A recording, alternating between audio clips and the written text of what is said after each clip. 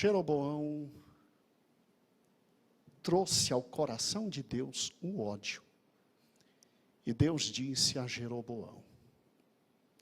Gente, esse texto é terrível. Vai e dize a Jeroboão, todo mundo leia comigo, assim diz o Senhor Deus de Israel, porque eu te levantei no meio do povo, e te fiz por príncipe sobre o meu povo de Israel. E rasguei o reino da casa de Davi, te dei a ti. E tu não foste como o meu servo Davi, que guardou os meus mandamentos e andou após mim com todo o seu coração, para fazer somente o que era reto aos meus olhos. Deus o livre guarde. Antes tu fizesse um mal, pior do que todos os que foram antes de ti. E fostes, e fizestes outros deuses, e imagens de fundição, para provocar minha ira. E me lançastes para trás de tuas costas. Eu estava lendo hoje a interpretação que os grandes hebraístas dão para todos os que foram antes de ti. Gente, não está falando só de Salomão, que trouxe posses ídolos, a mulherada dele trouxe a idolatria. Não, está falando de todos os reis que habitaram naquela terra. Desde a época de Abraão. Jeroboão consegue irritar a Deus muito mais do que os reis que estavam lá desde a época de Abraão. Porque Deus não esquece da maldade, da irritação, do trocá-lo por qualquer coisa. Deus perdoa, mas as consequências do pecado? Então, irmãos, cuidado. O hebraico e os hebraístas dizem que Jeroboão foi pior do que todos os que estiveram naquela terra por todos os tempos. E olhe para cá, aqui dói, aqui dói. E Nadab, filho de Jeroboão, começou a reinar sobre Israel no 2º ano de Asa. Se lembra de Asa, quarta-feira? Bom rei. Rei de Judá.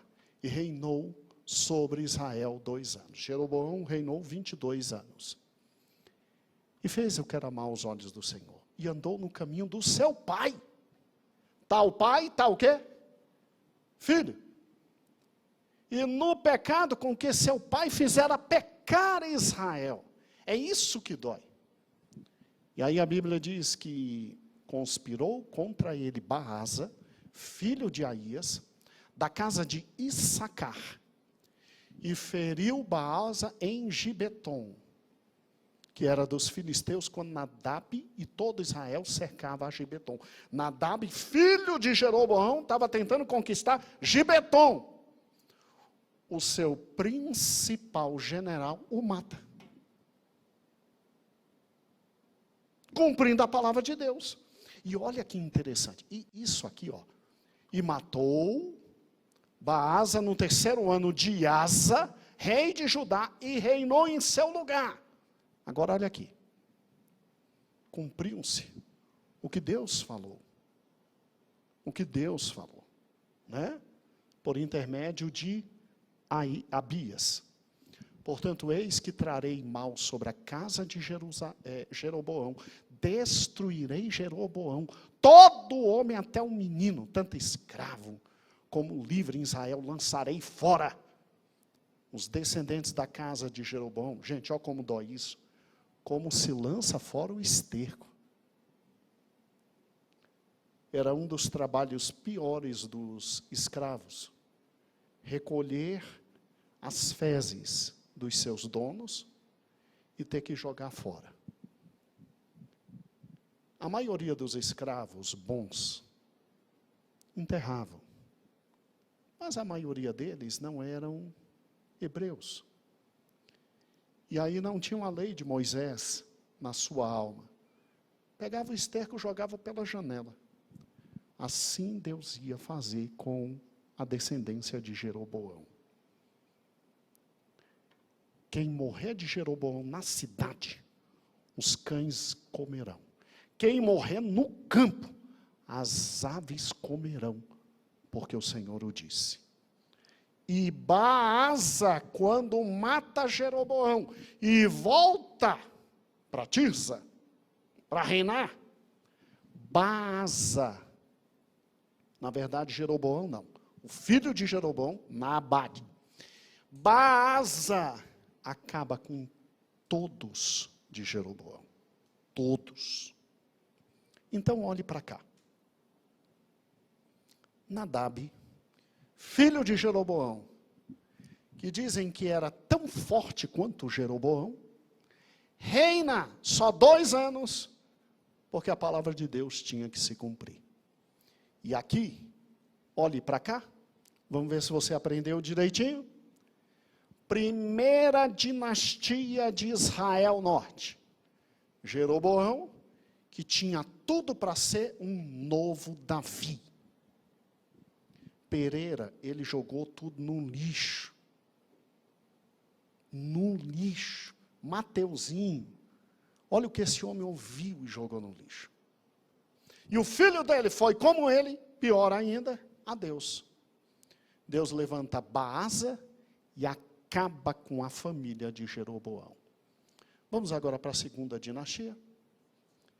Eu acho interessante que na segunda dinastia não tem texto da Bíblia dizendo: eu te levantei, Baasa, e eu te dou o lugar de Jeroboão, vai agora. Não, não tem. O texto que tem é esse aqui, acompanhe comigo. Então veio a palavra do Senhor a Jeú, agora é outro profeta, filho de Anani, contra Baasa, dizendo: irmãos, olhem com bastante atenção agora a palavra de Deus. Porquanto te levantei do pó e te pus por príncipe sobre meu povo Israel. Olha o amor que Deus tinha pelo norte. Mateuzinho. Olha o amor que Deus tinha pelo norte. E tu tens andado no caminho de Jeroboão. Quer dizer, ele morre e é arrebentado porque segue Jeroboão, a quem Deus levantou para que ele mate. E tens feito pecar o meu povo Israel, irritando-me com os seus pecados. Gente, lê comigo. Eis que tirarei os descendentes de Baasa, os descendentes da sua casa, e farei a tua casa como a casa de Jeroboão, filho de Nebate. Quem morrer dos de Baasa na cidade, os cães comem. E quem morrer no campo, as aves comerão. Olha para mim, seja franco. Deus é injusto? Deus cobraria desse homem o que ele acabou de cobrar agora, se não tivesse conversado com esse homem no canto, tudo que ele queria? A Bíblia não diz que Deus conversou com Baasa, mas a cobrança que está aqui nos faz entender que ele conversou sim, e foi uma conversa séria. Baasa, quando matou Nadab, lá em Gibeton, na guerra, ele sabia o que estava fazendo. Foi um momento talvez até designado por Deus, porque senão Deus não estaria cobrando desse homem isso. O que ele fez? Ele, ao invés de fazer como Asa, Asa já estava governando. Asa já tinha feito a reforma que vimos na semana passada. Ao invés dele fazer como Asa, que não abriu nem para a mãe dele, ele continuou nos pecados de Jeroboão e Deus disse: está ótimo, quer andar nos pecados dele, vai acontecer com tua família isso. Aí ele morre. Sim, aí está Baasa. Morreu, sobe para o trono seu filho, Elá. Pelos olhos de Elá, você vê que ele tem problemas com bebida, não é? Não é verdade?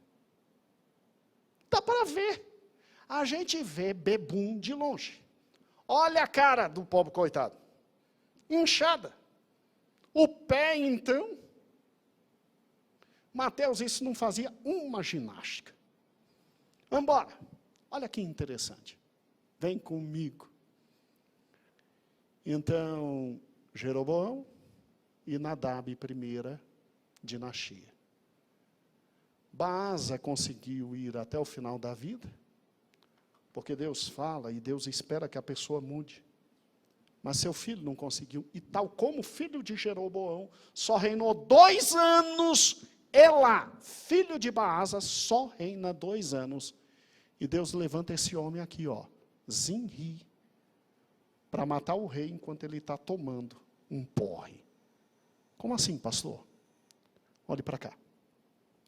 O texto diz que no ano 26 de Asa, rei de Judá, engraçado, Asa está reinando, Asa está tranquilo, Asa está de asas abertas.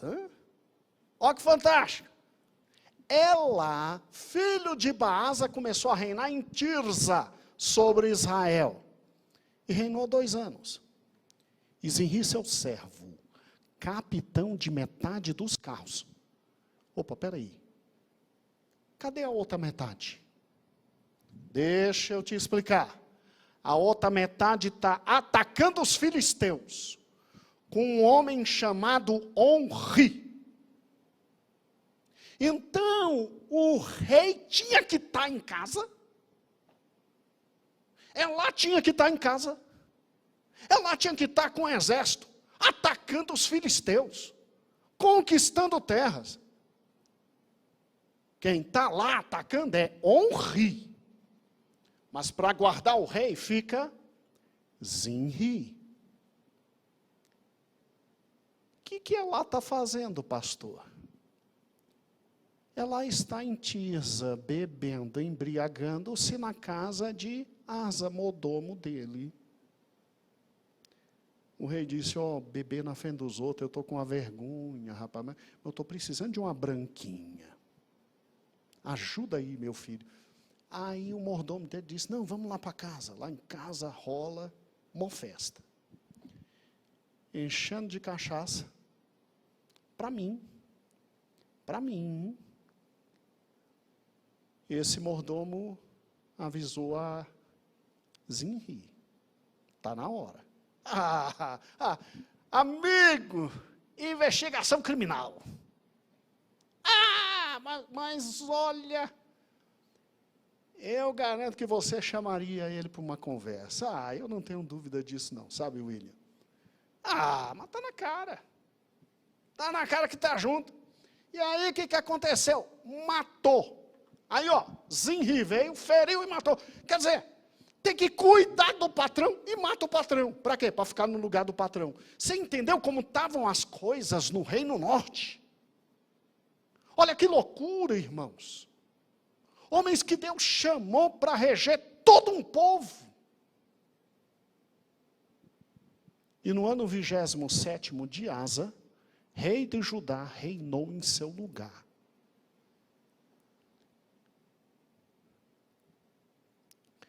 Aqui está o texto que diz que Zinri matou todos os descendentes de Baasa, como Jeú tinha dito. Agora, por quê? Por causa disso aqui, último versículo, porque por todos os pecados de Baasa e os pecados de Elá, seu filho, que cometeram, e como fizeram pecar Israel, irritando ao Senhor Deus de Israel com suas vaidades. Chegou esse homem, 3ª dinastia. Uai, pastor, não, mas Zinri não é a 3ª dinastia. Zinri não teve tempo de ter filho. Ele reinou 7 dias. E Onri, olha, se esse era Onri, ele era assustador só de ver. Vamos embora. Onri reina e funda a 3ª dinastia. Davi, por gentileza, abre para a gente rapidinho. Vamos lá, filho? Um mapa. Eu preciso do mapa. Isso, vai. Eu quero na parte de baixo, Davi. Isso. Bem no cantinho onde está escrito Filisteus. Não. Agora sobe. É do outro lado, meu amor, do lado esquerdo, isso. Está vendo aí Filistia? Está vendo Filistia? Suba devagar, Davi. Mas com ritmo, isso. Você é guitarrista, com ritmo. Sobe com ritmo. Vamos lá. Parou. Viu Tirza? Viu a distância? Pode soltar, Davi. É isso que eu preciso. Onri está aqui, ó. Perdão. Tirza está aqui. Em Tirza está acontecendo todo esse golpe de Estado, enquanto Onri está do outro lado ali embaixo. O que acontece aqui, irmãos? Quando Tirza cai na mão de Zinri, o povo avisa a Onri que sai da Filistia e sobe. Cerca Tirza e toma. A Bíblia diz que Zinri, que matou o rei, quando vê que ia morrer, ele bota fogo no palácio. Ele só fez isso. Ele só botou fogo no palácio. Se suicidou. Então, quando você olha aqui, para a parte norte, você tem a primeira dinastia, e aí Deus levanta Baasa para destruir a primeira dinastia, para destruir a segunda dinastia. Zinri não tinha juízo, se suicidou. Deus levanta agora Onri. E agora vem a terceira dinastia, e um olho aqui. Vamos juntos. A terceira dinastia é chamada de dinastia Omirrida, ou Onrida. É assim que na teologia chamam. A dinastia Onrida, ela começa em primeiro lugar com a conquista de Tirza. O que houve? Aqui, ó que fera.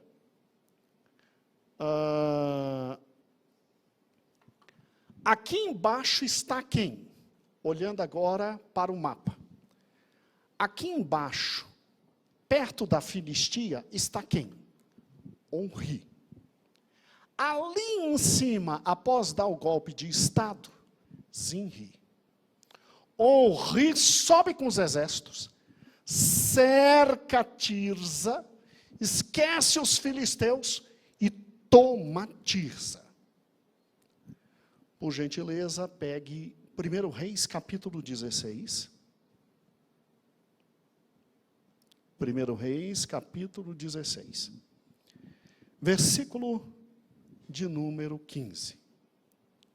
No ano 27º de Asa, rei de Judá, reinou Zinri 7 dias em Tirza.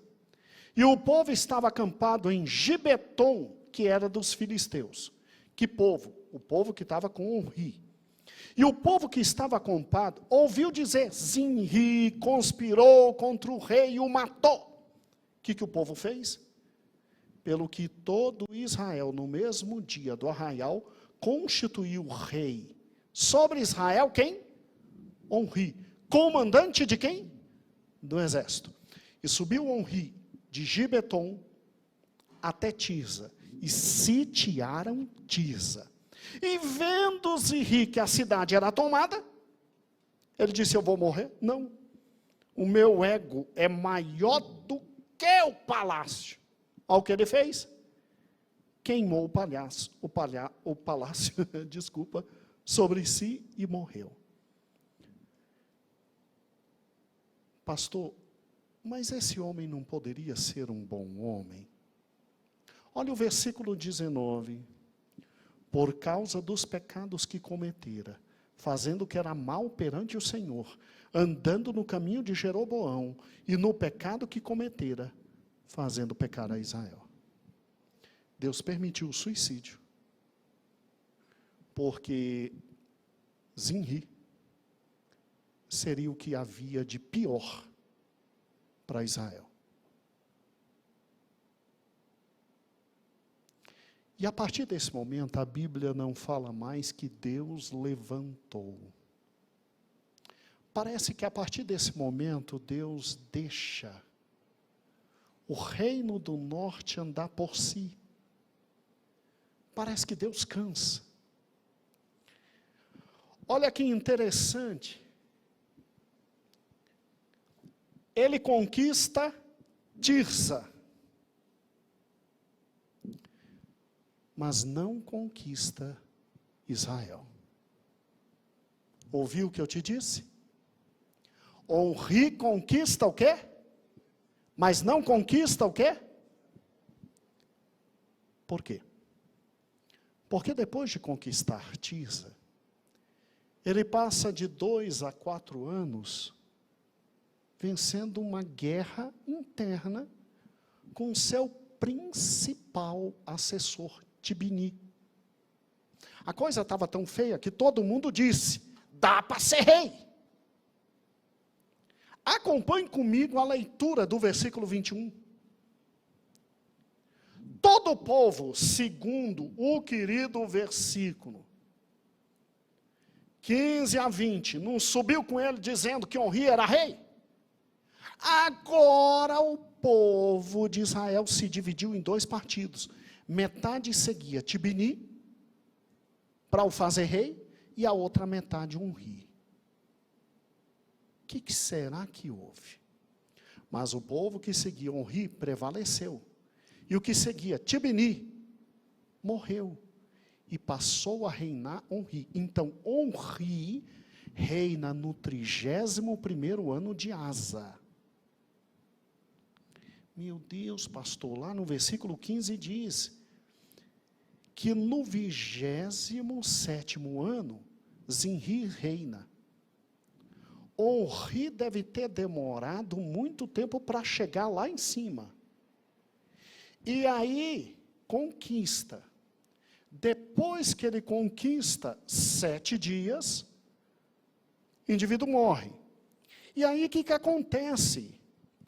Quer dizer que, no mínimo 2 anos e meio a 3, é que Onri conseguiu ter vitória sobre um dos seus colaboradores, Tibni, e aí é que ele conseguiu reinar. Está vendo como o reino do norte estava? Absolutamente dividido. É uma viagem da Filistia até Tirsa, para todo mundo ficar dividido entre Onri e Tibni. Mas ele vence. E agora, olhe que interessante. Depois dessa guerra, olhe o 3º passo. Onri, um homem fantástico, irmãos, muda a capital. De povo não tinha nada. A Bíblia diz aqui, de forma muito simples, que ele começa a reinar no 31º ano de Asa. E versículo 23, ele começou a reinar e reinou 12 anos. Em Tirsa, ele reinou 6 anos. Aí no 24, ele compra de Semer o monte da Samaria por 2 talentos. E lá ele edifica a sua cidade chamada Samaria. Olhe para cá. Então, ele muda a capital, por quê?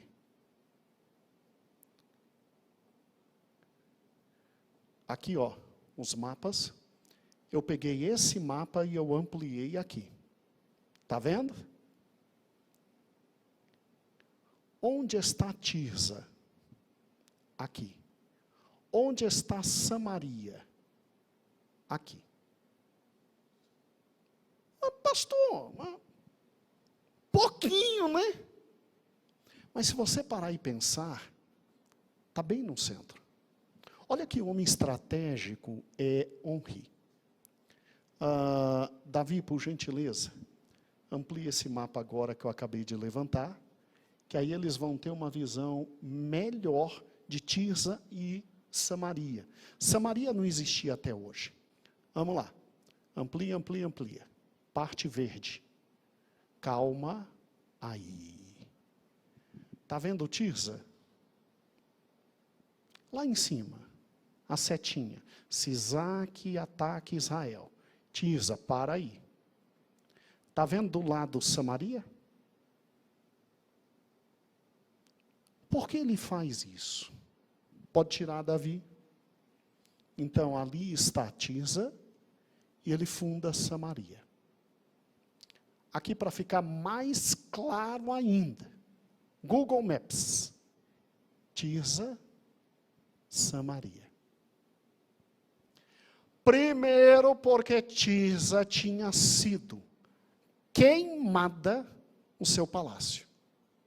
Segundo, porque Omri, como um dos maiores comandantes militares na época, ele vê as vantagens de fundar Samaria, que são exatamente essas. Davi, diminui, vem comigo. Posso passar, filha? É só diminuir. Volta ao normal. Aqui. Irmãos, essa parte eu tirei de uma tese de doutorado de um senhor que alcançou o doutorado na universidade mais reconhecida do Brasil em matéria de teologia, que é a Universidade Metodista de São Paulo. E ele trabalha só com Israel Norte, são quase 400 páginas. Eu tive que ler um pouco rápido, para a gente poder trazer subsídios históricos para os irmãos. Mas o que ele traz sobre Samaria é muito exato. Infelizmente, o que ele traz sobre Judá não é tão exato, tadinho. Né? Mas sobre Samaria é muito exato. Em primeiro lugar, ele discute o fato de por que Samaria foi escolhida. Lá em cima comigo, Samaria possui localização o quê? Estratégica. Eu não vou ler tudo isso com os irmãos, que eu vou cansar os irmãos, matar de raiva. Mas Samaria está na melhor localização e eu vou provar por quê para os irmãos agora. Vamos lá. Em primeiro lugar, poxa, que pena, eu deveria ter ampliado um pouco mais, né? Mas os irmãos conseguem ler? Samaria, em primeiro lugar, está numa região montanhosa. O que isso traz? O que isso traz?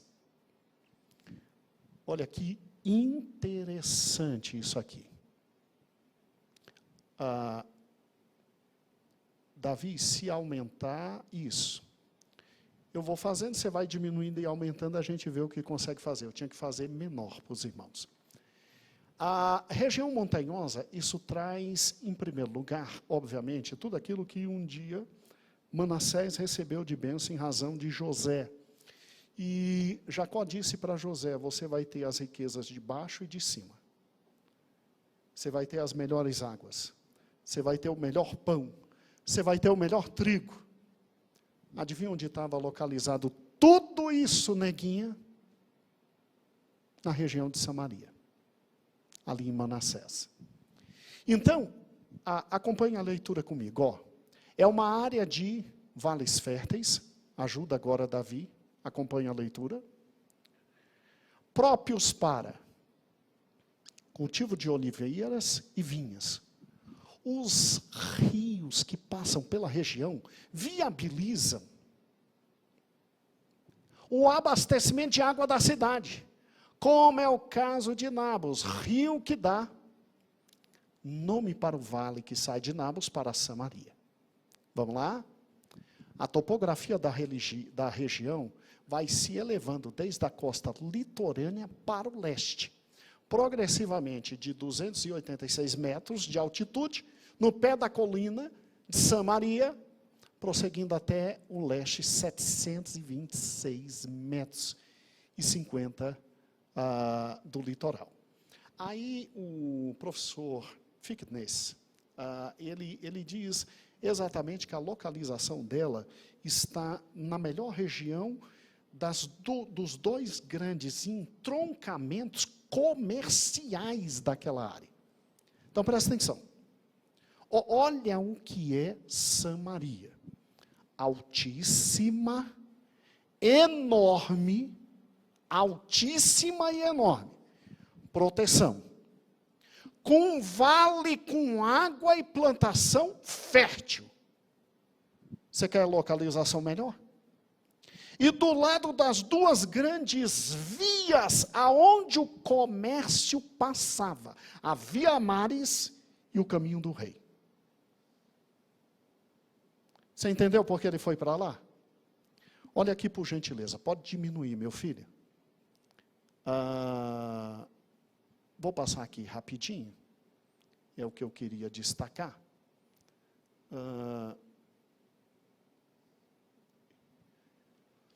Então, se você raciocinar, ela tem uma posição estratégica da defesa por si. Ela por si se defende. Ela é uma nova o quê? Jerusalém, com uma vantagem. Jerusalém embaixo é terreno não fértil. Samaria embaixo é terreno mais do que fértil. Jerusalém não está no entroncamento das duas grandes vias. Samaria está no entroncamento das duas grandes vias. Jerusalém não está no meio para defesa própria. Samaria está. Bem no meio. Para atingir Samaria, você tem que destruir muitas cidades antes. Tudo bem que para atingir Jerusalém, você tem que destruir também muitas cidades. Mas não no número de Samaria. Olha que homem fantástico. Gente, olhe para cá.